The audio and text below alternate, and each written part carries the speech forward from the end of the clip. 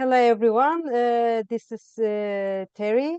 Welcome to another episode with an astrologer on my YouTube channel, Amethyst Astro Tarot. We have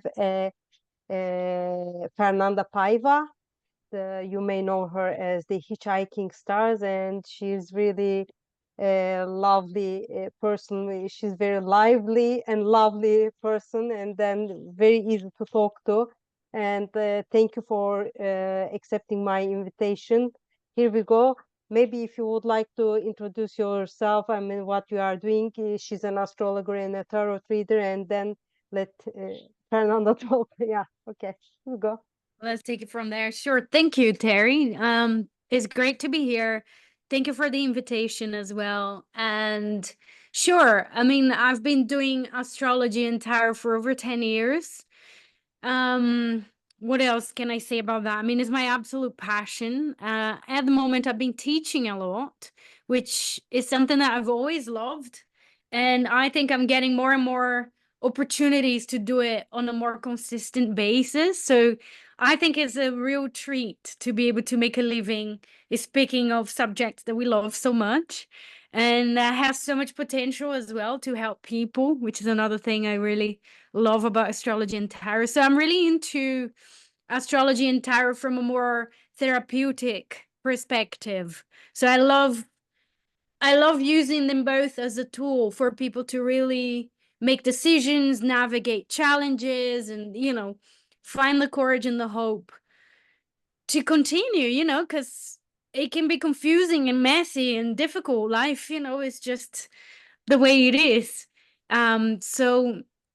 So yeah, that's the way I like using them both. I don't like working with very exact predictions in, either of them. It's not really my my take or I don't like it. It took me years to realize that as well, because I think people really think that you do astrology or you do tarot, you're going to be telling their future or something. And people, when they find out that that's what you do professionally, they're really like, oh, you're going to tell me my future. It's like, no, I won't. I'm going to discuss certain I definitely have access to some deep information, but we can have a dialogue about it rather than me telling you the future. Anyways, I feel like I'm blabbling a lot, but yes, it's my passion and I love it. I agree on that part. I mean, like, also, I never, I think about neither astrology nor tarot. It's something like that concrete prediction. It's like all the possibilities. I mean, like, in the end, that you see the possibilities, and then as a person, you say, okay, depending on that, what I can do. I mean, an astrologer or a tarot reader wouldn't say, you do this. I mean, it shouldn't be, at least, because you are getting the freedom out of the people's hand when you give, like, yes, this is it, go follow. It's not like that. I mean, like, you see, there's a nice plate, Range. opportunities and everything, possibilities in front of you, and maybe you can say that if you choose this way, this may happen. If you choose that, that may happen. But it's in your hands, not in mine. Yeah. Yeah. Yeah, I think that's important, that I think the people may need to understand when they are coming to an astrologer or a tarot reader, or both at the same time. So why Hitchhiking Stars? Why go? Well, nobody asked that question before. Um, okay, so Hitchhiking Stars came to me when I was about to go on a hitchhiking trip. That was 2015. So I was in a forest of Dean at the time. I was living there as a volunteer for about 2 months, and I was going on a hitchhiking trip. We went, me and a friend, a very good friend of mine from Portugal. So we went all the way from Amsterdam to Istanbul, Oh, and then so it took us like 2 months and a half. And at the time, I was like, right, I'm gonna be writing a blog because I've always enjoyed writing.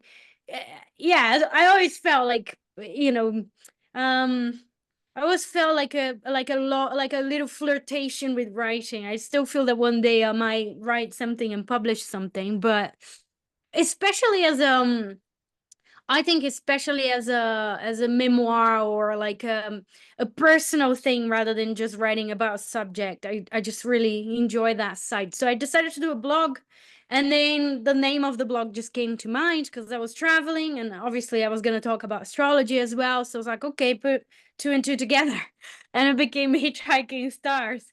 And then I just really loved the sound of it, and like, yeah, I just really enjoyed it, and I decided that that was the name that, all of my educational projects and all the, all of the things I was going to do was going to be named after that as well. And I these think ideas, yeah, yeah, I hiking think has this something idea, spontaneous, no, in it, yeah. right?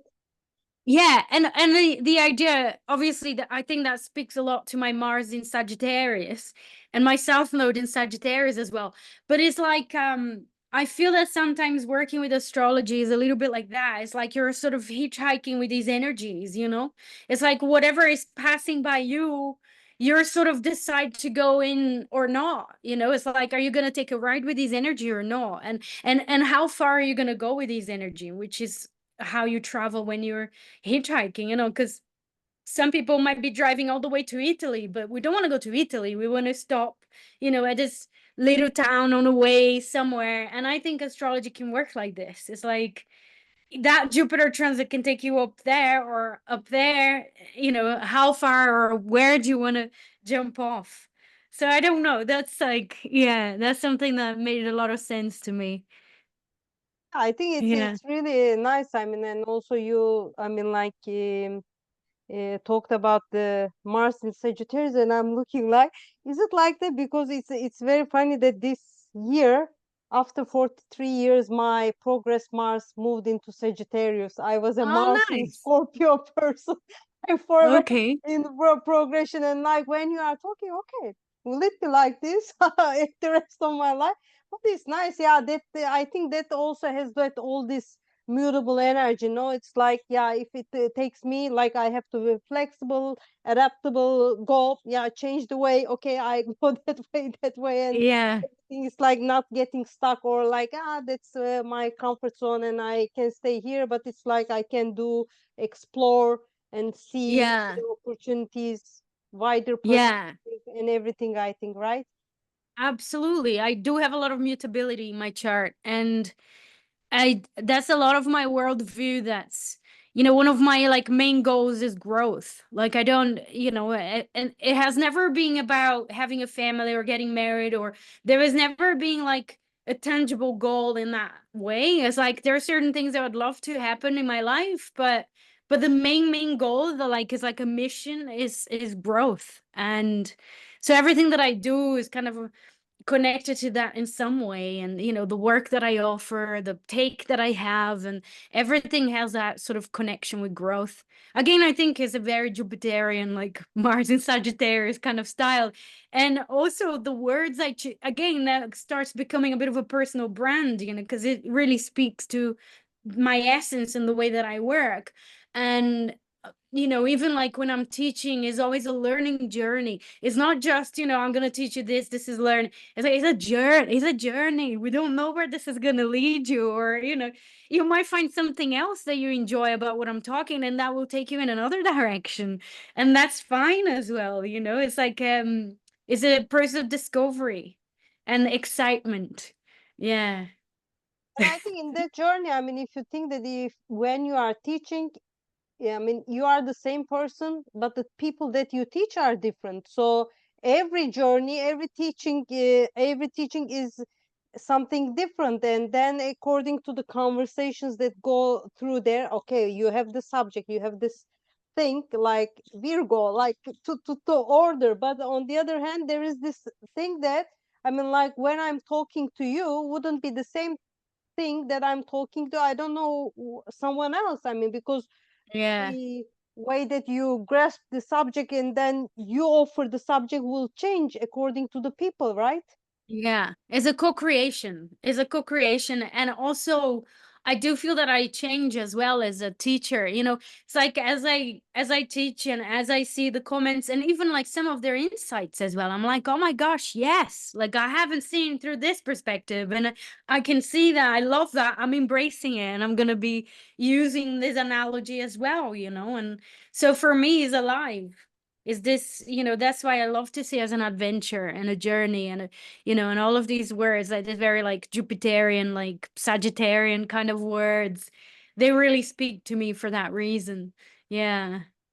When talking about teaching, I know what you are teaching, but maybe the people would like to hear what are you teaching at the moment. I know you're like those master courses, Mm-hmm. etc. They look, I mean, amazing. But if you would like to talk about it a bit, what you are Sure. teaching at the moment, Sure.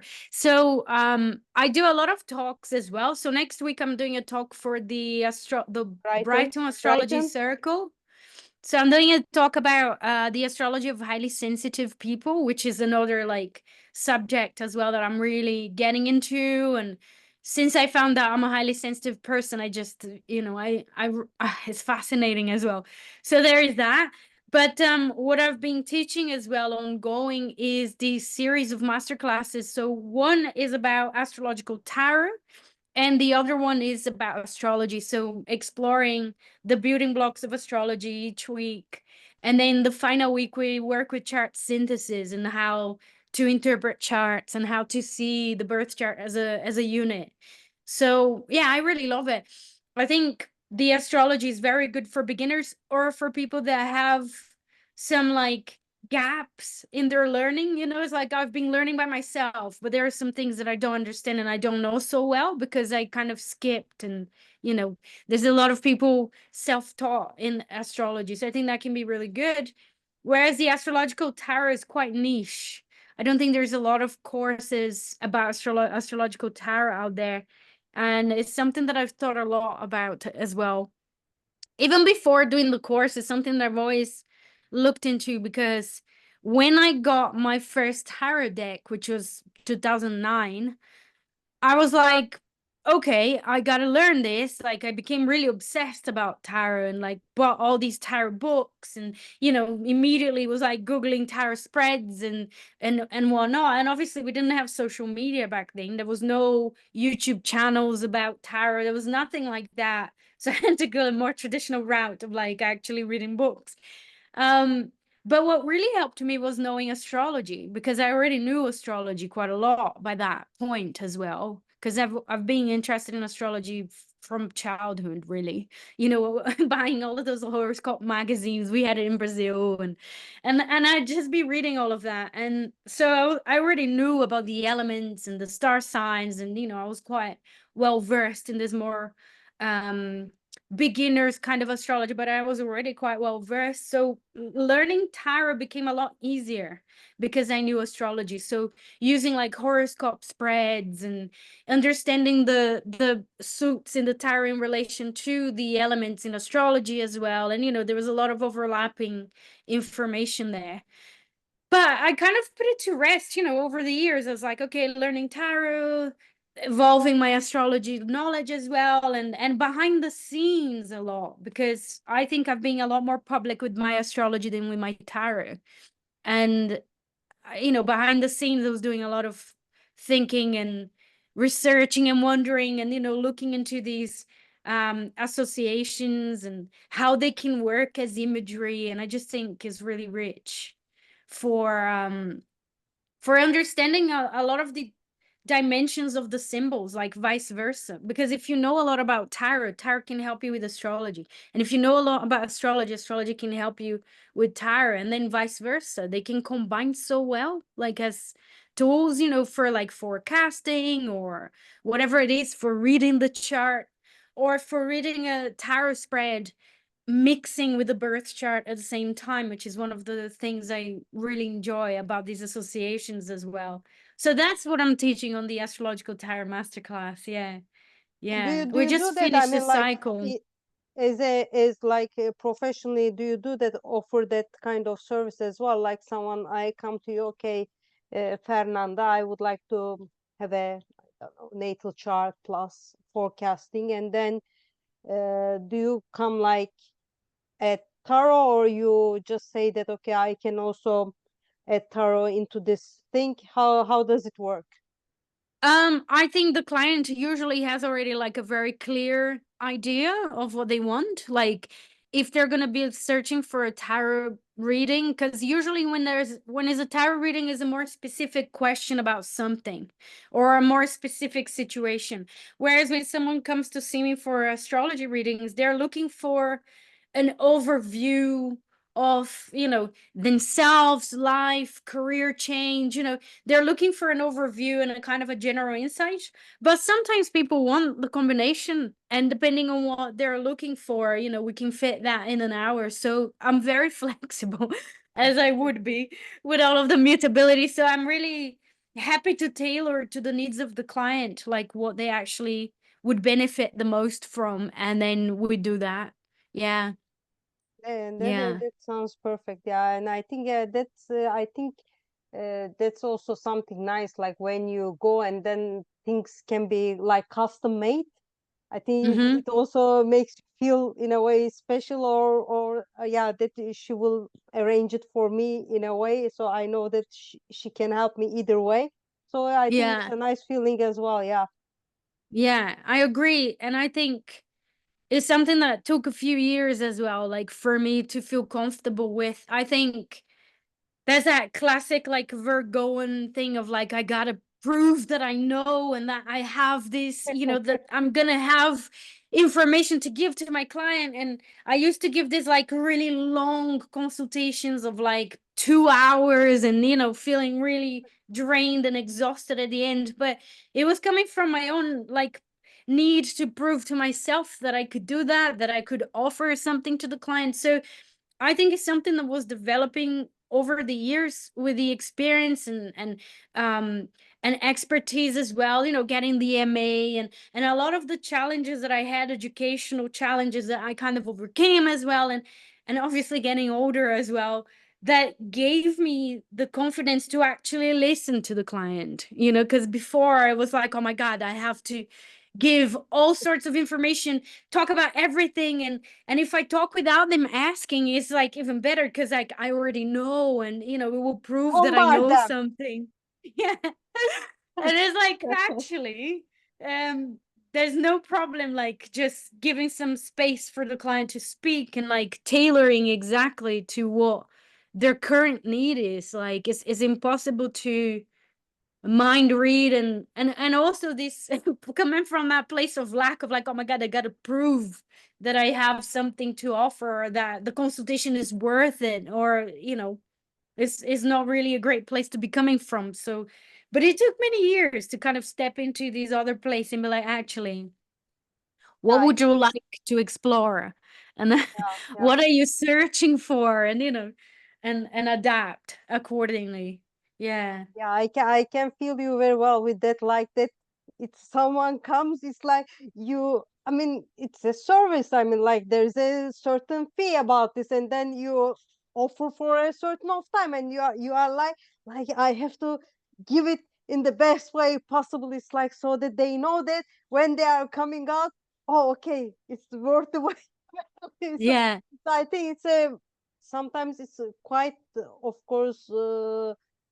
Pressing. No, it's like, yeah, Yeah. because you feel under pressure, and it's like because it's about, I think, more like how you are. I mean, it's like you are saying that perfect, the best way. I mean, how do I do that? And then it Mm-hmm. becomes like, then I I have to bombard the person with everything that I know. So, Yeah. but yeah, to I think to pass it from a sieve and then filter it, takes Mm-hmm. time, experience, and everything, right? Yeah. And a confidence in ourselves as well. I think that was a big one. I think that's the classic path of a Virgo as well. It's like we're like that Eight of Pentacles, and we're like the apprentice, and we're learning and we're learning, and we're the apprentice. And there's a moment that we need to like, okay, I'm not the apprentice anymore. Yes, philosophically, I will be a student forever, and I'll be always learning new things. And we have, we can still be humble, but recognize it's like, okay, we're coming into a place here of of mastery. Like, how do we offer this, and how do I package this, and how can I work on these like insecurities of like, oh my gosh, I have to give everything in this, and I think as well, for me in particular, it has been a lot connected to relaxing a little bit from the rational mind, relaxing a little bit, letting go a little bit of the analytical mind and the rational and the like, I know, and it's here, and da da da da da, and like allowing the intuition a little bit more, the like, I can feel something right now, or there is an image that pops to my head when I'm talking to the client or when I'm teaching something, or and to trust more that other faculty as well, because I feel that over the years I was overly reliant on my analytical faculties and my rational mind and all the books I've read and all the things I, learned, and the fear of, there's like some anxiety around keeping all that knowledge. So writing everything down, and I have to capture all of this, and I can't lose any of this. And leaving a little bit that way of being and entering this other side as a little bit more like, it will come to me in the right moment. It's like, yes, I'm continuing to read, and I'm still, doing my research, but I'm going with a little bit more of a receptive, intuitive, creative. It's like, I don't need to write everything down to get every single quote and to use other people's quotes constantly. It's like, find your own voice in the middle of all of this. It's okay, trust that Yeah. something is going on and that you're going to be able to serve, because at the end of the day, that's what we're about. It's like, I'm about service, and so I really want to offer the best service that that person really needs at that moment in their life, according to who they are in that moment. So that's something that's been very enriching as well as I get older, feeling a little bit more comfortable with the magical side of knowledge as well, the sort of like, oh, I forgot this, and that's okay, like, I don't have to know everything, and like have everything at hand, and like, it's like, okay, it will come back. How, like, I don't know, sounds very Neptunian, isn't it? I'm not going through a Neptune Mercury transit. I am going through a Neptune transit though, and a Neptune Venus as well, and I think maybe there is something to do with that. But yeah, that's something that also has happened in the last couple of years, as becoming more present. Yeah. Yeah, I can understand that very well. Also, I was laughing. You were telling quotes, and I'm a very quote person. Like, it's like that one in that quote had expressed this in the best way. So I have to quote it because it's like as if I don't have the words to Yeah. articulate it in a way. So I mean, I have to use that quote. I have to use quote. But I can understand because I have gone through this, you know, Neptune, Saturn in Pisces, etc. Everything like hitting the Virgo side, and you are like, okay, relax, Yeah. let it go, lose the reins, that kind of Trust. feeling. Yeah. Yeah. Yeah. Trust your intuition in a way that Pisces and everything. It's like, no, not only this, the Mercury all the time, overthinking, Yeah. like 24 hours nonstop. Yeah, it becomes also tiring in a way, no? Tiring Exactly. for your soul, I mean. Yeah, exactly. It's less creative. It's still creative, but a little less. It's like constantly relying on other people's sources and other books, and everything is just so concrete in that way, and suddenly being able to relax a little and like, oh yeah, I've read something about this, and and just go a little bit with the imagination a little bit more, and not have to know the exact page and the exact book that you read. That is like, okay, it's somewhere there. And what's really important is this feeling and this piece of information that's coming imbued in emotions and feelings as well. And my talks became more like this as well. I think my first talks were very heavily like reliant on quotes and books and sources, and bibliographies and etc. And now it's like becoming more and more like image based, because an image triggers my imagination and what I need to say, and I don't need to be so anxious about remembering exactly everything that was supposed to be. And use the images to cluster, like the images will cluster a theme about something, and once I look at that image, it kind of gives that food for thought, and then I talk about it, with that slide, and then the next one, and allowing to be a little bit more fluid in that way. Yeah, it's being enjoyable. I have to say, it's being very enjoyable. I think the images now, when you look at it, I mean, like also you see on the internet, etc. There are some of the things. It's like sometimes I don't know if you use those websites that have all these photos and etc. Then you start looking for, and then there is an image that Mm-hmm. really reflects what you want to tell. And as you say, you put that image, already, I mean, like it, I think there is a part of improvisation there. I mean, you are improvising things, but that image, that it's what you were looking for to tell that specific story. The Exactly. moment that it's there, you just like writing down, speaking out the words and everything, Exactly. that settles. And I think next talk probably maybe not the same, because it will, uh, I mean, evoke some other Invoke. kinds of, other Yeah. things in your mind, and you will And start. other memories as well. Exactly. Exactly. Is alive. That's what I love as well about teaching, is like, is alive. I'm not going to give the exact same master classes. For example, like I'm doing the master class and I'm doing a cycle. I would be really bored if I had to teach exactly the same in exact same way with the same words and the same examples. It's just really soulless. Like for me, it really needs to be a organic process of like where I'm at in my life as well. And the daily experience will be feeding the things that I'm teaching as well. Like, oh, I went out for shopping and this situation happened, and it was an absolute, full sort of imagery from the tarot or, whatnot. And it's like, great example of what we're discussing here. And I just, I just can't do exactly the same like as it was before. It's like the writings are there and I have to follow that general guidance because I'm still a Virgo. And for me, my classes need to be a circle. It's like it's got a beginning and end, and it's very well organized. But the sort of journey is still alive and fluid, and merging with who I'm becoming as well. It's not so I mean, the stuck. the end result probably would be the same. The message that you would give would reach the same, but it's like I sometimes think about those math problems. I mean, sometimes you don't even reach the end, but then the way, that the journey that you make already brings you somewhere. I feel like that. Oh, yeah, like I can calculate 10 in how many different ways, right? Mm-hmm. So it's Mm-hmm. like it's Yeah. in a way journey like that. I start and then start 8 plus 2, no, 3 plus 7. Yeah, they will take me to 10 at the end of the day, but yeah, the ways that I go may be different completely. Yeah.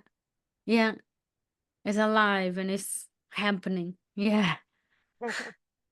So I want to ask you, I know that you have a talk, and then I think that some of your focus on that. But before, I mean, finishing our conversation, if I don't ask, I would be very much uh, curious about it. So, what is high sensitive people? Who are high sensitive people?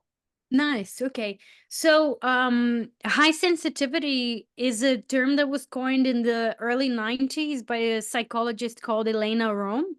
So, she discovered there were already discussions and potentials and all of that, but she discovered and she coined that term that this is actually a personality trait, and that's found between 15% of the population. I think it's between 15 and Oh, 20% of the population. So it's too big to be considered a disorder, but it's still small enough to be considered neurodivergent. So it's a different way that the brain is wired up. And the people that have high sensitivity, there is like a general test that you can find on her website, and I kind of have it on my website as well for people to have a look if they want, and the people that find me. But there is like a general kind of quiz to find out if you are, and obviously is there's a scale there, and because it's a personality, because it's a trait, obviously everybody's sensitive in some way, in some regard, or connected to certain things. But as a whole, a highly sensitive person, the way that the brain is wired is that we perceive more subtleties. So basically we get overwhelmed a lot more easily as well, because if you're in a crowd, there's hundreds of people talking and a lot of bright lights and loud music, and a regular brain, again, there's no normal brain or anything like that, but a regular wiring would have no problem filtering it and just focusing on a conversation with a friend beside them or something. But a high sensitive or highly sensitive person will be like will be highly stimulated, and so overstimulation is one of the consequences. And so burnout can be can be something that highly sensitive people tend to have if they try to follow the rhythm of things, and um doesn't respect the need for downtime, I suppose. I don't know, because there is an incredible need for aloneness and decompressing, because if you have less filters, then you're constantly getting stimulated, by other people or situations or noises or, big city or whatnot. So there is that need to be alone and decompress. And obviously there's a whole lot more characteristics in there, but I think the core characteristic there is this wiring that perceives a lot more the subtleties of everything that's happening, including people's emotions and how they feel and what's going on in the environment. The highly sensitive person is going to be the one that you blinked a little bit and they're like, oh, the light's too strong. And, they already kind of know. They're very connected to your reactions and like your micro facial expressions as well. And, whereas other people will be like, I didn't perceive any, I haven't seen, I didn't notice anything. Oh, you needed to turn down the light. Okay.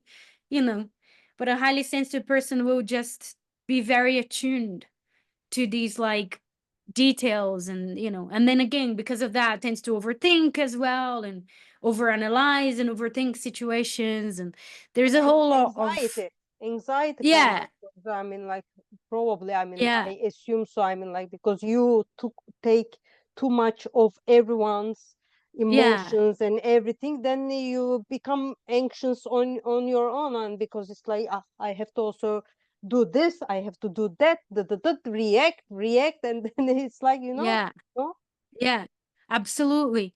I mean, I've never understood why my friends would have such a great time in concerts and, places where there were crowds. And for me, it was very difficult. And I never really understood them. And the feeling is really clear to me. It's like I immediately just get scattered. I can't focus on a conversation. I guess is the overwhelm. It's like the best words to describe it is overwhelm. It's like it's too much going on. It's like I can't focus anymore, or be grounded anymore. So again, because of that, when I'm in nature, I also get overwhelmed, but in a kind of a positive way. It's like I can feel everything that's going on around me, like with the trees and and all of that. So it's like both, both sides of the coin, I guess. Elena Rome says, in the older societies, you had the counselor, or the priest, the person that would have the conversations with the king, and think about the possibilities, like what course of action are you going to take, and etc. And that's usually the role of the highly sensitive person, because they can think about so many variables and they can feel things, It's very interesting because even in biology, there are a lot of other species. There's like over 100 species that has highly sensitives as well. You Oh, know, monkeys, fish, insects, and etc. And oh, apparently, what they think, the scientists think, their perspective is that this could have something to do with evolution as well of species, because is going to be the sensitive monkey that's going to die first from the poison in the river, or is the sensitive person that's going to wake up coughing if there's a fire or something going on, because they're the first one to be affected by it in some way. So that flags out any danger or anything that everybody else needs to be paying attention to as well. So it's interesting. That's obviously the biological scientific perspective. Obviously, there are going to be others, spiritual and whatnot, psychological. I'm always very careful about these labels because I'm still a Virgo at heart, and I'm still a bit like, I don't want to feel superior to anyone, or I don't want us to bring, oh, we're more evolved spiritually and that's why we're sensitive. I'm very, very careful with these kinds of labels as well. But once I read those books and those articles from Elena Rohn, there's also a documentary. Alanis Morissette is a highly sensitive, and so reading and watching all of that was very life affirming. I was like, oh gosh, that's that's yes, why me. yeah, you look in hindsight as well, and like, wow, that's, I can see now, go traveling with my friends, I would always be the one that was super burnt from the sun, or that was really, everybody's having the time of their life, and I'm like, oh, this, the the sea is like a lot of salt, and my mouth is like getting, swollen or something. Like, always had some sensitive reactions to things, and to heat or to something, and in the end, you tend to be a bit judged for it as well. It's like, oh God, you're annoying, or you're overreacting, or, can't you just relax and have fun? Or like, you're analyzing again. So it was very life affirming to read all of that and to be like, all right, so it is a thing. Like, I'm not just, I'm not just an annoying person, holding everyone back, or like, It's like because re-exploration, no? It's like exploring another side of yours, and I think making sense of why some of the things are happening with you, but not with the yeah. other people. And losing a little bit of that judgment as well, because there's this judgment of like, there's something wrong with me if everyone can be on the beach the whole day under the sun, playing ball and like having the time of our lives, and I'm in the shade wrapped up and like going like, God, this isn't enjoyable. What's going on? I gotta go. Like, I want to go home and like lie down in the shade and drink water. Nobody's missing water, and it's like, I need water. So when you kind of realize that this is one of the reasons, then you're like, now that makes sense then. And yes, it is true. People would always come and talk to me when they had emotional problems, or, um, and they could have that connection with me because I had that sort of sensitivity, and so it was really revealing and liberating as well. And I think this is one of the greatest things for sensitive people, is like, there's nothing wrong with you. Is the way that you're wired up. It's just part of the diversity of life, and it's our way of being, and there's nothing wrong with you, and take it seriously. You don't have to deny your needs because everybody else can be on the beach the whole day under the sun. Like, you don't have to do that, just because the majority of people are having fun with that. And it was very validating of my needs, like for downtime and for resting or whatever it is that I need. Just like, there's no more judgment of like, oh, but everybody's getting on with things, and why are you needing to be in silence in the room, and it's like, yeah, okay, I got it now. Like, yeah. Thank you for sharing it. It's really interesting, and it's really nice in, I mean, understanding, and like also being aware that I mean, we are living among, I mean, like the people that have different reactions and everything. For everyone, in any case, we shouldn't be judgmental by for about anyone, but it's also a way to be more aware and just all the time think that there can be a reason for everything and every reaction, every action, and Mm, the way that the people think. I mean, it's I think mind opening, and I believe that I won't get more into the details because the people I think should go and listen to your talk with the mhm, Brighton and mhm, I think astrology circle probably with Victor would be the one that is going to host the talk because they will hear mhm, you talking about the highly sensitive people in relation to astrology, right? mhm, mhm. Yeah, yeah. That could be really interesting. I think I won't be able to join, but I will probably get registered to just hear the recording, and I Get the will recording. recommend everyone to do Yeah, that.